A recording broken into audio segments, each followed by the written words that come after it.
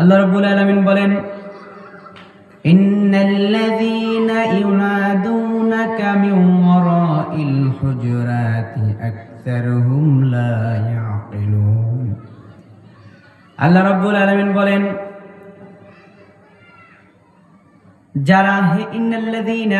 যারা আপনাকে ডাকে, ইউনাদুনাকা যারা আপনাকে ডাকে, আপনার ঘরের পিছন থেকে, ঘর থেকে আপনাকে যারা ডাকে, তারা নিশ্চয়ই আপনার সম্মান সম্পর্কে জানে না।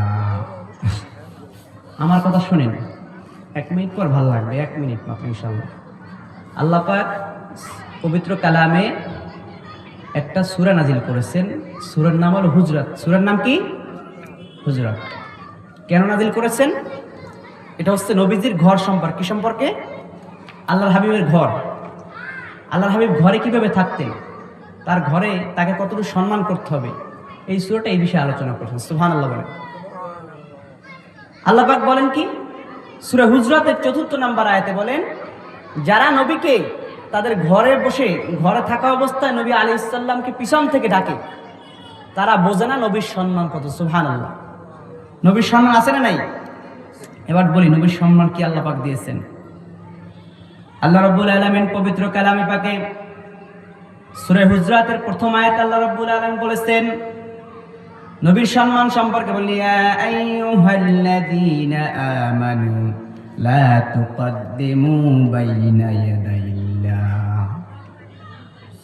হে ঈমানদারগণ, তোমরা যারা আল্লাহর উপর ঈমান এনেছো, তোমরা যারা আল্লাহর রাসূলের উপর ঈমান এনেছো, তোমরা যারা আল্লাহ এবং আল্লাহর রাসূলের উপর ঈমান এনেছো, তোমরা আল্লাহ এবং আল্লাহর রাসূলের সামনে অগ্রসর হয়ো না। আল্লাহ এবং আল্লাহর রাসূলের সামনে অগ্রসর হওয়া যাবে না। কিরকম অগ্রসর? কোন সিদ্ধান্তের ভিতরে অগ্রসর হওয়া যাবে না। এই আয়াত শানুজুল হলো, নবী আলাইহিস সালাম কোন এক সময় এক জায়গায় বসেছিলেন,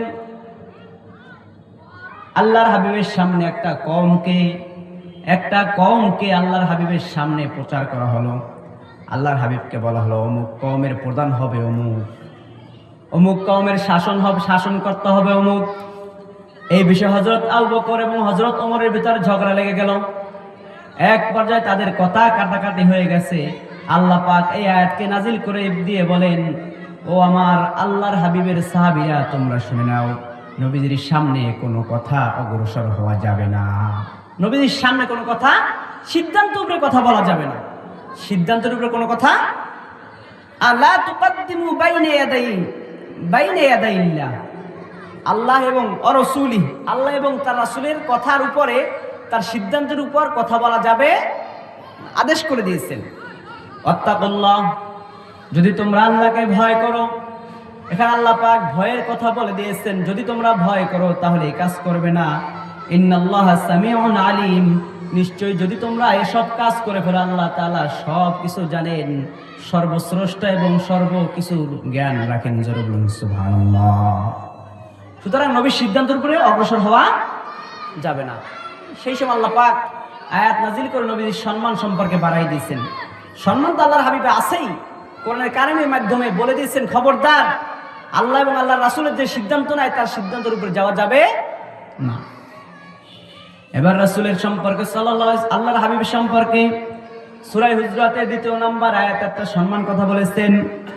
আল্লাহ পাক হাবিবের সামনে যাতে কণ্ঠকে না উচ্চ হয়ে যায়, তোমাদের কণ্ঠ যেন নবীর সামনে উঁচু না হয়ে যায়, সম্পর্কে আল্লাহ পাক পবিত্র কালামে বাড়াই দিয়েছেন।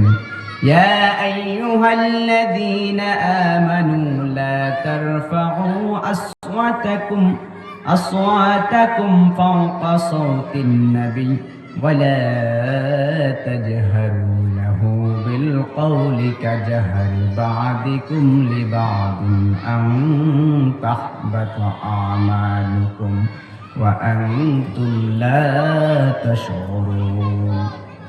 আল্লাহ পাক পবিত্র হুজরাতের ভিতরে, পবিত্র কালামে পাকে সূরা হুজরাতে 2 নম্বর আয়াত আলোচনা করেছেন, ও দুনিয়ার মানুষ তোমরা শুনে যাও, ও ঈমানদারগণ তোমরা শুনে নাও, ইয়া আইয়ুহাল্লাযীনা আমানু, তোমরা যারা আল্লাহ এবং তার রাসূলের উপর ঈমান গ্রহণ করেছো, তোমরা যারা আল্লাহকে মেনে নিয়েছো, তার রাসূলকে মেনে নিয়েছো, তোমাদেরকে আমি একটা কথা বলে দিই, লা তারফাউ আসওয়াতাকুম, তোমরা তোমাদের নবীর সামনে কণ্ঠকে উঁচু করবা না, কণ্ঠকে বাড়াই দেবা না, কণ্ঠকে নিম্নগামী করে রাখবে। সুবহানাল্লাহ। আল্লাহর হাবিবের সামনে কণ্ঠ কি জোরে বলা যাবে? এজন্য আজ পর্যন্ত আল্লাহর হাবিবের রওজা মোবারকের সামনে, কবর মোবারকের সামনে সালাম জোরে দিতে না আসতে হয়। যারা হজ করছে তারা জানে সালাম আসতে দেয় না জোরে দেয়? সালাম আসতে দিতে হবে। নবীজির সম্মানের কারণে, নবীজির ইজ্জতের কারণে আল্লাহ পাক এই আয়াত নাযিল করেছেন, খবরদার নবীজির সামনে কণ্ঠকে উঁচু করা যাবে। বর্ণনা এসেছে একজন সাহাবী আল্লাহর হাবিবের সামনে একটু কথা বলতে গেলে কণ্ঠ আওয়াজ বড় হয়ে যেত। কিছু মানুষ আছে না কণ্ঠ বড় হয়, আছে না নাই? এমনি কণ্ঠ বড়, ওই সাহাবীর কণ্ঠ একটু বড়। তাফসীরের ভিতরে আসছে সাহাবী যখন এই আয়াত শুনছেন মুখের ভিতরে গামছা অথবা মুখের সামনে গামছা রাখতেন। সুবহানাল্লাহ। প্রথম তো তিনি তার ঘর থেকে বের হইতে না জানি কণ্ঠকে আমার বড় হয়ে যায় কেন? আল্লাহ নিষেধ করেছেন আসওয়াতাকুম ফাওকা সাওতিন নবী, নবীর সামনে কণ্ঠ নিষেধ করেছেন কেন? নবীর সম্মানের কারণে। কিসের কারণে? নবীজির ইজ্জতের কারণে। আল্লাহ পাকের বর বলেন ওয়ালা তাজহারু লাহু বিল কওলি কাজহারি বা'দিকুম লিবা'দিন আন তাহবাতা আমালুকুম। যদি তোমাদের কণ্ঠ উঁচু হয়ে যায়, তোমাদের কণ্ঠ যদি বড় হয়ে যায়, তোমাদের কণ্ঠ যে আল্লাহর হাবিবের চেয়ে বেশি বড় হয়ে যায়, তাহলে তোমাদের আমলগুলা সব বাদ হয়ে যাবে। তাহলে আমল কি হবে? আমল কি হবে? বরবাদ হয়ে যায়। আমল কোনো কাজে আসবে না। আমল কোন কাজে? আপনাদের কষ্ট হয় বুঝতে না খারাপ লাগে? আল্লাহর হাবিবের কথা বলতেছি আমি, অন্য কারো কথা না, দুনিয়ার কোনো নেতার কথাও কিন্তু আমি বলতেছি না, আল্লাহর হাবিবের কথা। তার মানে হলো কণ্ঠকে নিচু করতে হবে। কণ্ঠকে আয়াত নাজিলের কারণ কি?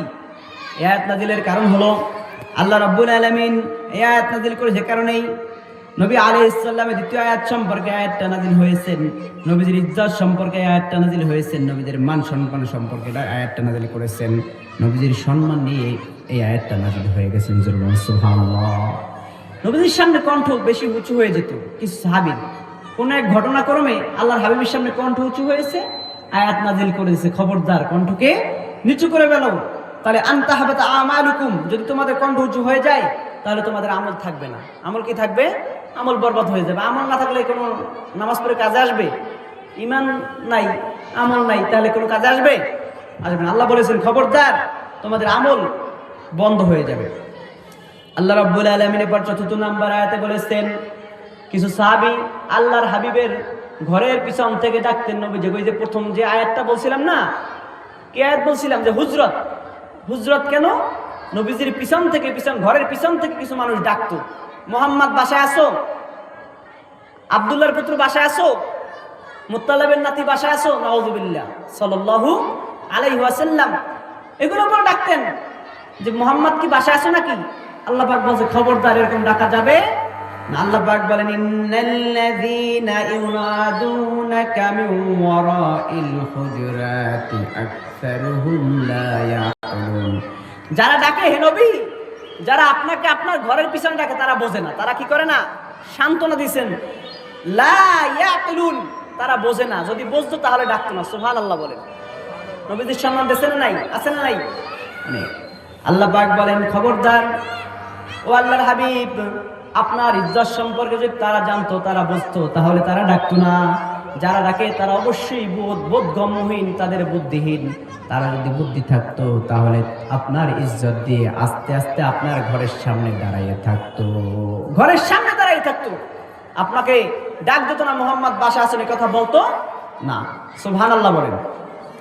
প্রিয় ভাইরা আমার, সূরা হুজুরাতের মধ্যে আল্লাহ রাব্বুল আলামিন নবীর এই সম্মানগুলো দিয়েছেন। এরপরে ওয়ালাউ আন্নাহুম সাবারু, যদি তারা দরজার সামনে অপেক্ষা করতো, হাত্তা তাখরুজা, আপনার বের হওয়া পর্যন্ত, যতক্ষণ না আপনি বের হন, ইলাইহিম লাকানা খায়রাল লাহুম, তাহলে তাদের জন্য কতই না ভালো হতো। দরজার সামনে পর্যন্ত দাঁড়াইলে অনেক ভালো হতো। আল্লাহ বলেন কি লাকানা খায়রাল লাহুম, তাদের জন্য অনেক উত্তম কাজ হতো। সুবহানাল্লাহ বলেন। নবীদের সম্মান কত, আমরা তো তাকে আজকে আমরা ইজ্জতই দিতে চাই না নাকি? নবী যে গালাগালি করে, শাতেমুন নবী গালাগালি করে, আমরা সেখানে গিয়ে কথাই বলি না। অথচ আল্লাহ পাক বলছেন যদি আপনার দরজার সামনে দাঁড়াইতে অপেক্ষা করত তাহলে তাদের জন্য উত্তম কাজ হইতো। সুবহানাল্লাহ। আল্লাহু গফুরুর রহিম, ইতিপূর্বে যারা অন্যায় করেছে এগুলো আল্লাহ তাআলা মাফ করবেন, কিন্তু খবরদার আর যেন এই কাজ না হয়ে যায়। আল্লাহ পাক সূরা হুজরাতের ভিতরে ৬ষ্ঠ নম্বর আয়াতে বলেছেন, যারা মিথ্যা ঘটনা রটায়, মিথ্যা ঘটনা রটায়, যেমন ফেসবুকে মিথ্যা বলে না সবসময়, ইউটিউবে, টুইটারে, ইনস্টাগ্রামে মিথ্যা কথা বলে কিনা? একটা ঘটনা সত্যায়িত নাই, একটা ঘটনার কোনো সত্যায়িত নাই, কিন্তু সেখানে সে মিথ্যা বলে দিচ্ছে, সত্যতা কিছুই জানে না, সেখানে সে মিথ্যা। আল্লাহ পাক বলেন, ইয়া আইয়ুহাল্লাযীনা আমানু ইন জাআকুম ফাসিকুন বিনাবাইন, হে ঈমানদারগণ, তোমাদের সামনে যখন কোনো কথা নিয়ে আসে, তোমাদের সামনে কোনো ঘটনা নিয়ে আসে, সংবাদ নিয়ে আসে, বিনাবাইন কোনো সংবাদ নিয়ে আসে, ফাতাবাইয়ানু, তোমরা সেটাকে বলো, দেখো এটা সত্য না মিথ্যা। কথা বুঝে আসছে? এটা সত্য মিথ্যা দেখতে হবে কিনা? কোনো ঘটনা নিয়ে আসার পর আমাদের সত্যতা দেখতে হবে, সত্য কিনা মিথ্যা।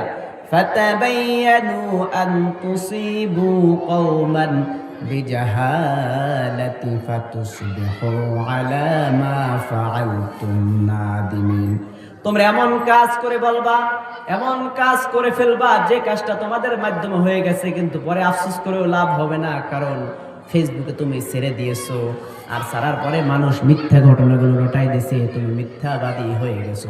নাউযুবিল্লাহ। আল্লাহ পাক বলছেন, কোনো ঘটনা যদি তোমার সামনে আসে সেটা সত্যায়িত করতে হবে আগে, সত্য না মিথ্যা। যদি মিথ্যা হয় তাহলে সেটা বর্জন করতে হবে, যদি সত্য হয় সেটা বলা যেতে পারে, তাও বুঝে শুনে।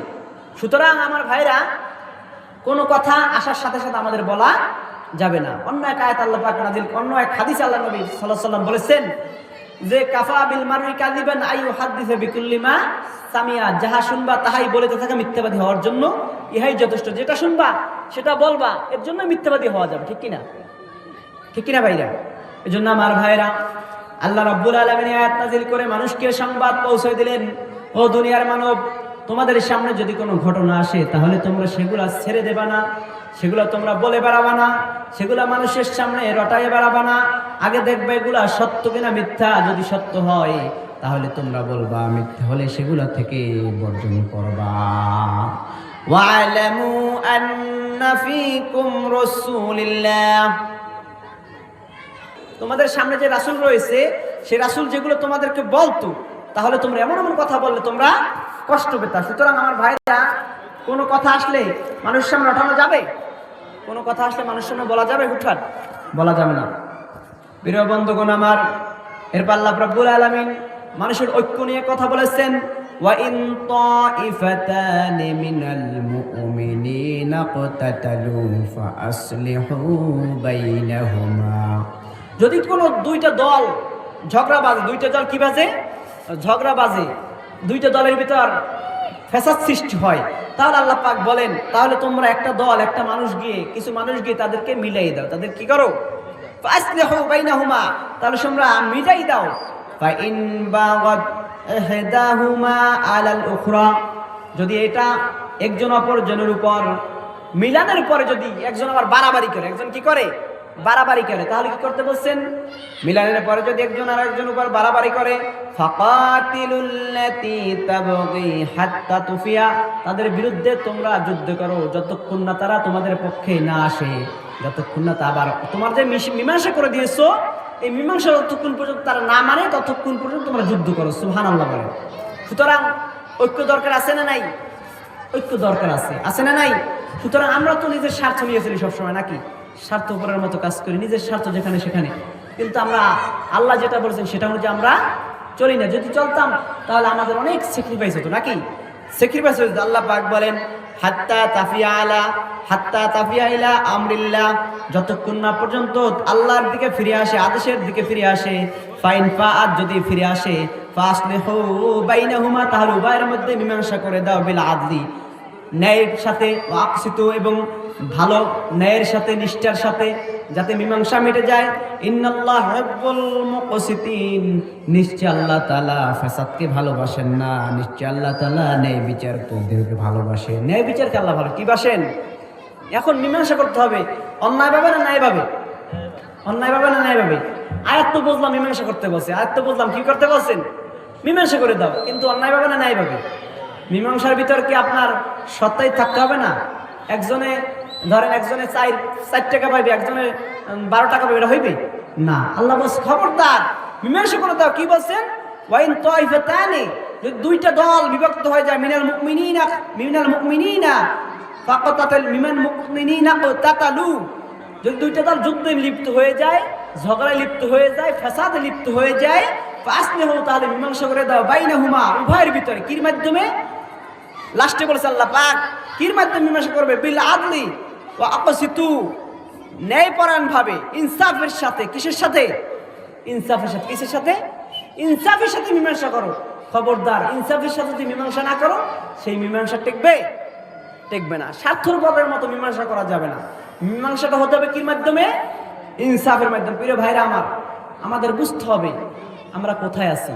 আমাদের বুঝতে আল্লাহ কি বলছে। আল্লাহ কোরআনে কত সুন্দরভাবে কথা বলেছেন, নাকি এর সামনে আর কোনো কথা আছে? এর সামনে আর কোনো কথা আছে? আল্লাহ বলছে মীমাংসা করে দাও, আবার সে আল্লাহ বলছে কিভাবে মীমাংসা করবা? এমন ভাবে মীমাংসা করবা যাতে মানুষের ভিতরে ফিতনা সৃষ্টি না হয়, এবং তোমরা যে মীমাংসা করছো সেটা দোষারোপ না হয়ে যায়। প্রিয় ভাইরা আমার, আল্লাহ রাব্বুল আলামিন সূরা হুজরাতের 10 নম্বর আয়াতে বলেছেন, ইন্নামাল মুমিনুনা ইখওয়াতুন ফাআসলিহু বাইনা আখাওয়াইকুম ওয়াত্তাকুল্লাহা লাআল্লাকুম তুরহামুন। সুবহানাল্লাহ বলেন। প্রিয় ভাইরা আমার, আল্লাহ পাক রব্বুল আলামিন বলেছেন নিশ্চয়ই একজন মুমিন অপর মুমিনের ভাই। সুবহানাল্লাহ বলেন। আমরা মুমিন হতে চাই কি চাই না? চাই না? আমরা মুমিন হতে চাই। একজন মুমিন আর একজন মুমিনের ভাই। কে বলছেন? আল্লাহ বলছেন।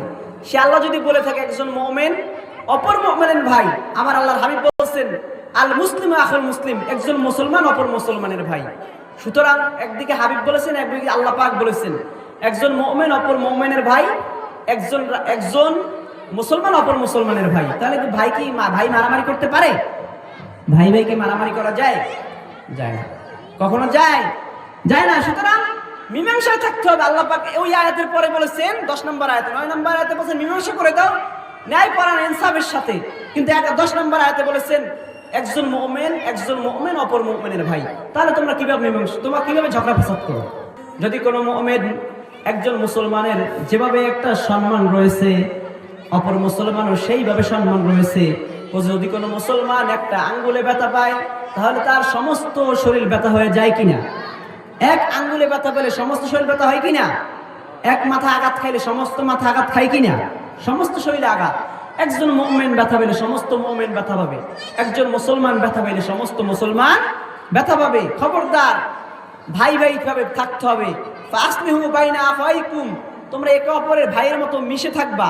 ভাইদের মধ্যে আপোষ মীমাংসা থাকতে হবে, আপোষ করে দিতে হবে। কি করতে হবে?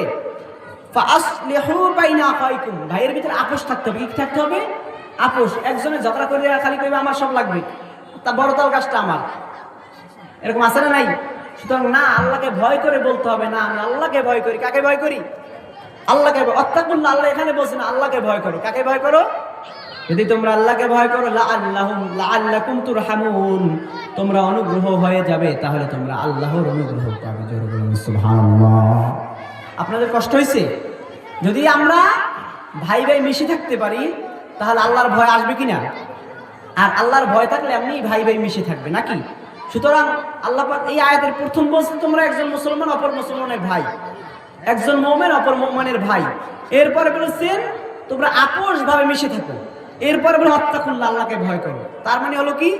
শেষে ভয় আসছে। যদি তোমরা আল্লাহকে ভয় করো তাহলে এই কথাগুলো মানবা, আর যদি ভয় না করো তাহলে তো মানবা না। কথা ঠিক না? যদি ভয় করো তাহলে তো আল্লাহকে মানবা, আর যদি ভয় না করে তাহলে আমরা মানবো না। সুতরাং আল্লাহকে ভয় করলে মানতে হবে কি না?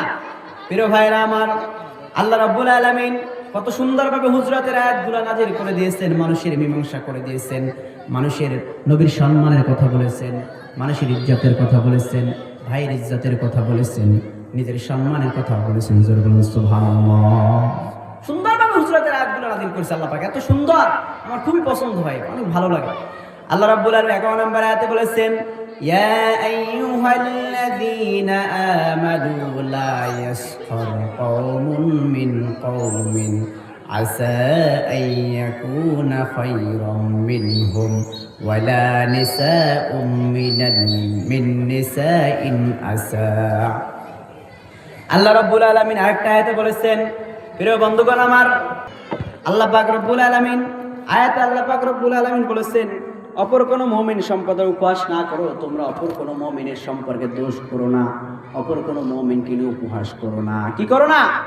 উপহাস করো না। আরে তোমার নাকটা কাটা, আরে তুমি এই কি করলা, তুমি কি করে ফেলাইলা, উপহাস করতে মানা করছেন কেন? আল্লাহ পাক কত সুন্দরভাবে বলেছেন, এত সুন্দরভাবে বলেছেন, কেন উপহাস করবে না? আল্লাহ পাক বলেন যে শুধু যে পুরুষ উপহাস করবে না তা না, নারী নারীও উপহাস করবে না। কি বলছেন? ওয়ালা নিসাউম মিন নিসাইন, একজন নারী অপর নারীকে উপহাস করবে না। এরা কে বলছেন? একজন পুরুষ অপর পুরুষ উপহাস করবে না। সুবহানাল্লাহ বলেন। আল্লাহর কি ভাগ করে বলার দরকার ছিল? সোজা ভাষায় বললেই তো হতো যে তোমরা কাউকে উপহাস করবে না, বললে হতো কিনা? সেটা তো আল্লাহ পাকের কথা, কিন্তু আল্লাহ এত ভেঙে বললেন যে একজন পুরুষ উপহাস করবে না, একজন নারী উপহাস করবে না। কারণ হলো আল্লাহ পাক বলেন আইয়াকুনা খায়রাম মিনহুম, তোমরা যাকে নিয়ে উপহাস করতেছো আল্লাহ পাক চাইলে সেও তোমার চেয়ে, ওই পুরুষ তোমার চেয়ে উত্তম হয়ে যেতে পারে। সুবহানাল্লাহ। আবার আল্লাহ পাক বলেছেন ওয়ালা নিসাউন মিন নিসাইন আসা আন ইয়াকুনা খায়রাম মিনহুন্না, তোমরা যে নারী নিয়ে উপহাস করতেছো, এক নারী অপর নারীকে নিয়ে উপহাস করতেছো, তোমাদের এই নারী যাকে নিয়ে উপহাস করতেছো সেও তোমার চেয়ে উত্তম হয়ে জান্নাতে যেতে পারে। সুবহানাল্লাহ। সুতরাং যাকে নিয়ে উপহাস করবো আমরা ভাবতে হবে কিনা, কাউকে নিয়ে ঠাট্টা বিদ্রুপ করা যাবে না। শেষ একটা আয়াতের শেষ দিকে ইনশাআল্লাহ আমি শেষ করে দেব।